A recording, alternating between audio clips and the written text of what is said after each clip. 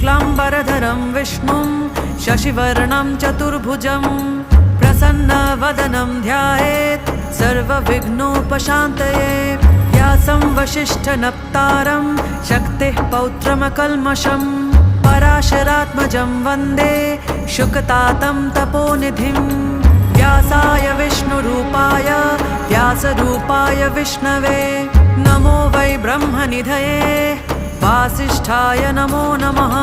अविकाराय शुद्धाय नित्याय परमात्मने सदैकरूपरूपाय विष्णवे सर्वजिष्णवे।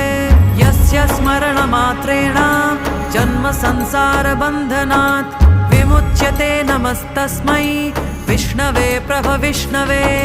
ॐ नमो विष्णवे प्रभविष्णवे। श्रीवैशम्पायन उवाच श्रुत्वा धर्म